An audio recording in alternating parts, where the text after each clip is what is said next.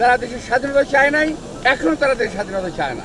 মানুষের অনেক গণমানুষের চিন্তা ভাবনা এই যে সব কিছুকে মাথায় নিয়ে আজকে এই বিজয় দিবস এবং সামনে নির্বাচনের প্রাককালে এই ধরনের বিজয় দিবস আমরা কখনো আগে পাইনি।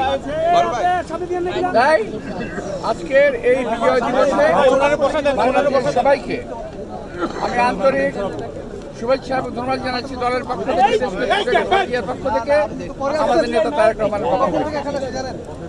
আমরা আশা করেছিলাম স্বাধীনতার পর যে আশা আকাঙ্ক্ষা উদ্দীপনা নিয়ে দেশ গড়ার, আওয়ামী লীগ এসে আমাদের সেই সমস্ত সকল আশা আকাঙ্ক্ষা চূর্ণ বিচূর্ণ করে দিয়েছে। আজকে সামনের যে দিনগুলো আসছে এই নির্বাচনে আমরা আশা করছি সরকার যথাযথভাবে জনগণের যারা আশা আকাঙ্ক্ষার প্রতিফলন ঘটাবে সেরকম একটি দলকে ভোট দিয়ে নির্বাচিত করবে। বীর মুক্তিযোদ্ধাদেরকে অপমানিত করা হচ্ছে, তাহলে বীর মুক্তিযোদ্ধাদের অবস্থানটা কোথায় এটা একটু ওদের কাছে জানতে চাই। পরিকল্পিতভাবে করা হচ্ছে এটা তো অবশ্যই এই দলটি 1947 সাল থেকে অদ্যাবধি 47 সাল 71 সাল এবং এখন পর্যন্ত দেশের শান্তি কখনো কামনা করে নাই এবং করে না। তারা দেশের স্বাধীনতা চায় নাই, এখনো তারা দেশের স্বাধীনতা চায় না।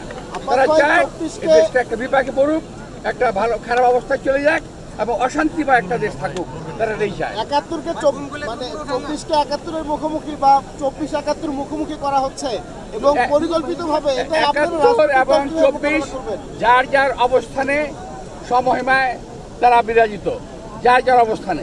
71-এর সঙ্গে 24-এর কোনো তুলনা চলে না, হওয়ার কোনো সম্ভাবনা নেই।